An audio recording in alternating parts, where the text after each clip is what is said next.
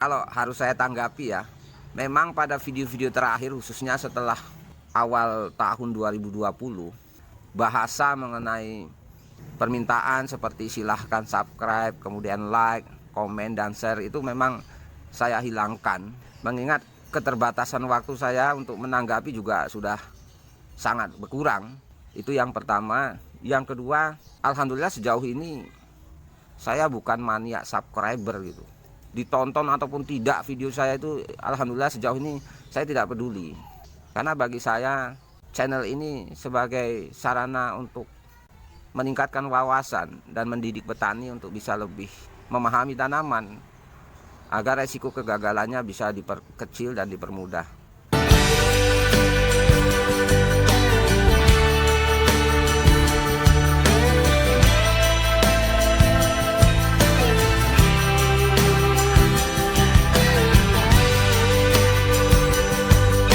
Assalamualaikum warahmatillahi wabarakatuh, sahabat maupun rekan tani sekalian dimanapun berada. Salam tani, bersama saya kembali Budi Harto di channel Panduan Budidaya Tanaman.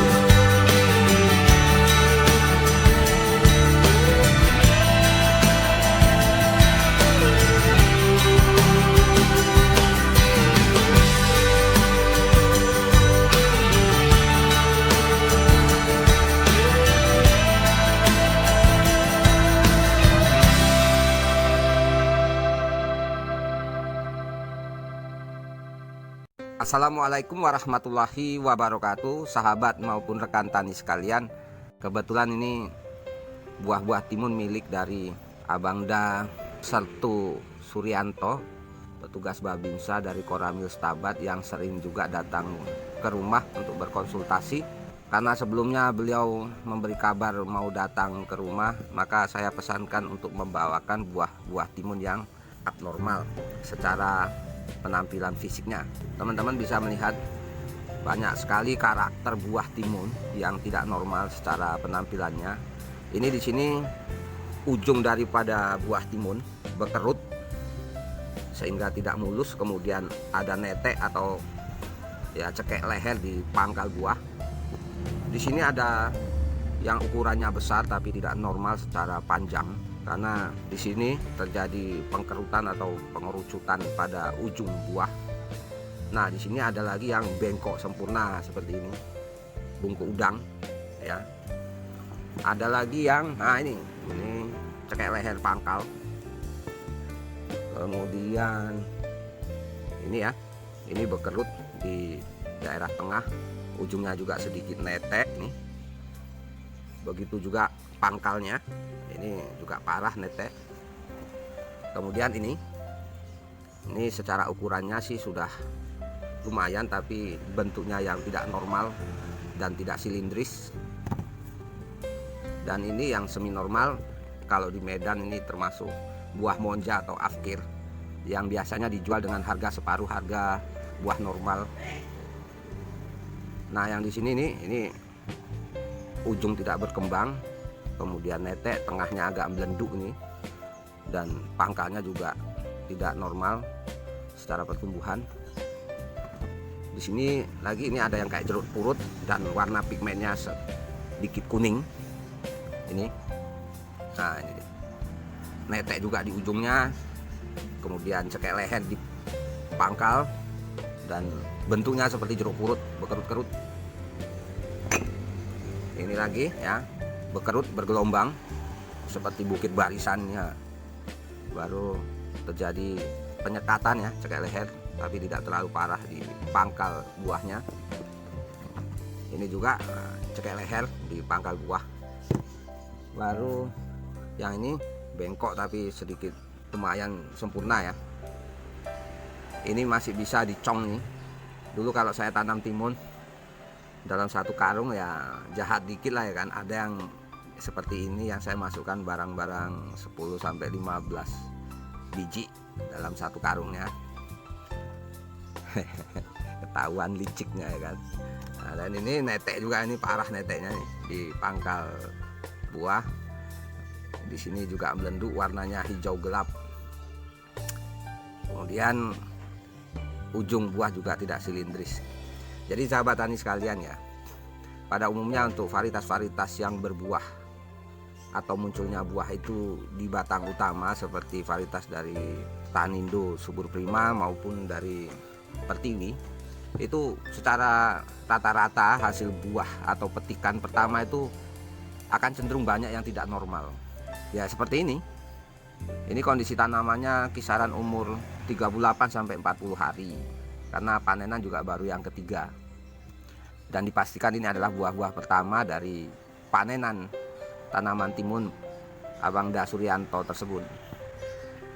Maka apabila varietas tanaman timun dari Tanindo maupun dari Pertiwi, jika kita tidak melakukan pemangkasan cabang primer yang berada di posisi paling bawah antara cabang pertama sampai cabang ketiga itu pada musim kemarau dan cabang pertama sampai cabang kelima di musim penghujan, maka teman-teman gak usah heran apabila nanti akan mendapati hasil petikan pertama sampai kedua dan ketiga banyak terdapat buah-buah yang abnormal seperti ini. Terutama sekali ya, nanti yang banyak dijumpai abnormalnya seperti ini. Nah ini, karena buah di bawah akan menyentuh mulsa ataupun tanah sehingga pigmen warna hijaunya akan hilang karena tidak terkena cahaya matahari, sehingga pigmen warna hijaunya secara otomatis tidak terbentuk. Namun apabila ini bisa dibolak-balik kayak semangka itu, ini akan hijau dengan sendirinya seiring dengan terpapar radiasi sinar matahari. Berbeda dengan varietas dari panah merah maupun bintang Asia yang karakter buahnya banyak tumbuh di cabang-cabang sekunder dan cabang-cabang tersier. Di panen-panen pertama itu biasanya buahnya sudah lumayan normal. Minimal dia kalaupun abnormalnya seperti ini. Nah, ini biasanya begitu ya di cabang-cabang pertama. Kalau buah-buah yang tumbuh di cabang-cabang bawah, maka kalau untuk tanaman timun dari varietas produksi kapal terbang maupun Pertiwi ya baiknya dipangkas lah. Kalau kemarau 3 cabang di bawah, sedangkan kalau penghujan 5 cabang di bawah. Tapi kalau untuk varietas panah merah maupun bintang Asia itu pada saat musim penghujan saja yang kita pangkas sekitar 3 sampai 4 cabang di bawah. Kemudian untuk sistem dan cara mangkasnya nanti teman-teman bisa lihat kembali di video YouTube saya tentang teknis pemangkasan tanaman timun. Jadi sahabat tani sekalian ya, di channel Panduan Budidaya Tanaman yang dulunya Petani Bertanya Mas Budi Menjawab, sebetulnya itu sudah lengkap. Mengingat sekarang ini kesibukan saya kan sudah lumayan luar biasa ya. Apalagi mohon maaf tanpa membanggakan diri, sekarang ini kan saya menjadi owner dari salah satu perusahaan produsen bahan-bahan sarana produksi pertanian, khususnya nutrisi dari Salmar Andalan Sejahtera. Maka ya mohon dimaklumi apabila banyak tanggapan maupun pertanyaan sahabat yang belum sempat saya tanggapi, tapi tetap saya lihat dan saya buatkan videonya. Jadi kalau sahabat-sahabat tani telaten melihat video-video saya ya insya Allah semua pertanyaan sudah terjawab di video-video yang ada di channel Panduan Budidaya Tanaman ini. Karena sejatinya dengan kondisi saya sekarang ini ya memang agak sedikit sulit untuk meluangkan waktu guna menjawab pertanyaan-pertanyaan yang ada di channel YouTube saya. Apalagi di grup WA juga sudah cukup luar biasa membludak. Bahkan satu harinya itu bisa ribuan chatting yang kesemuanya tidak bisa saya tanggapi karena keterbatasan saya khususnya masalah waktu dan kesibukan. Maka dari itu ya mohon dimaklumi. Dan ada tanggapan atau pertanyaan yang menggelitik sih bagi saya kemarin di WA group maupun di Messenger itu, bahwa ada beberapa sahabat tani kita yang menanyakan kenapa di YouTube-nya Mas Budi itu tidak ada bahasa untuk mensubscribe atau like maupun share gitu seperti video-video YouTube yang lain. Kalau harus saya tanggapi ya, memang pada video-video terakhir khususnya setelah awal tahun 2020 saya tidak pernah menyebutkan atau membahasakan mengenai permintaan seperti silahkan subscribe, kemudian like, komen, dan share. Itu memang saya hilangkan, mengingat keterbatasan waktu saya untuk menanggapi juga sudah sangat berkurang. Itu yang pertama. Yang kedua, alhamdulillah sejauh ini saya bukan maniak subscriber gitu. Ditonton ataupun tidak video saya itu, alhamdulillah sejauh ini saya tidak peduli. Karena bagi saya channel ini sebagai sarana untuk meningkatkan wawasan dan mendidik petani untuk bisa lebih memahami tanaman agar resiko kegagalannya bisa diperkecil dan dipermudah. Bahkan di dunia digital, meskipun saya punya channel YouTube seperti ini, saya tergolong gaptek, di mana sejauh ini honor dari YouTube saya tersebut sampai detik ini belum saya rasakan, karena saya nggak tahu gimana cara ngambilnya. Kemarin memang ada sahabat dan rekan tani kita yang datang ke rumah yang memang memahami tentang digital informasi. Bahkan beliau ketika saya ceritain masalah kegaptekan saya itu senyum-senyum dan tertawa sendiri.